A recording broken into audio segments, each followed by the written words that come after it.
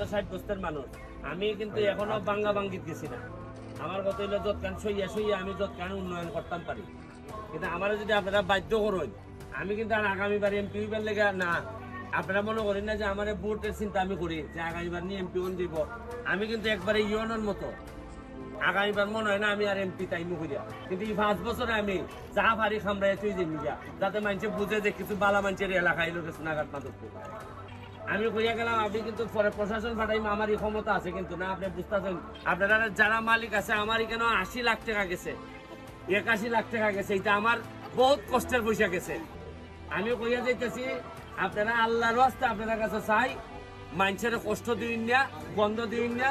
আর আপনার ফিসের মধ্যে এটা গন্ধ আপনার তো লাগে না, না না এখানে কোনো জিনিস নদীত পড়বে না। আপনার বিল্ডিং এর জিনিস আপনারা নিচে থাকবো। আপনারা যেভাবে বাসা বাড়ি হয়, বাসা বাড়ির ভিসিটা কিন্তু সব বাসা বাড়ির ভিসিটা নদী আছে নি, চলে কেমনেরা সিস্টেম করলে আপনারা চাইতেছেন মাগ না এখান দিয়ে সব ফালাই দিতাম নদীর। আর 2 বছর পাইলে আপনারা বিল্ডিং এখানে আইন নিলানে, আর 2 বছর পাইলে এরা এখানে আইন নিল না।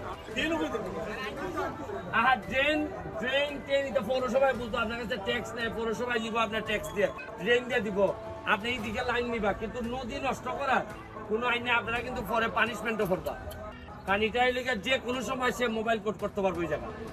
আর আপনারা দেখুন, ওই দেখুন এই বিল্ডিং এর মধ্যখান পর্যন্ত পড়ছে।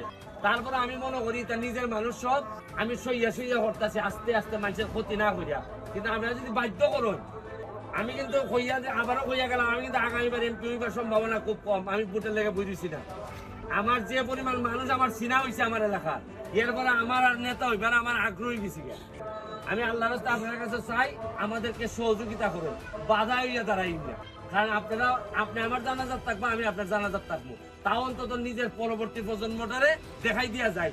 আমরা তো অনেকে চাইলে লন্ডন আমেরিকা যাইতেন পারি, গেলে তুই শেষ গেই কেন গিয়া বড় বড় গপ করে আরে দেশ এইগুলা কোনো মানুষের জাত হই না, কি গন্ধ। কিন্তু কিছু মানুষ তো থাকতে যাইব, আমরা পরবর্তী প্রজন্ম তো বাংলাদেশে থাকতে হইব।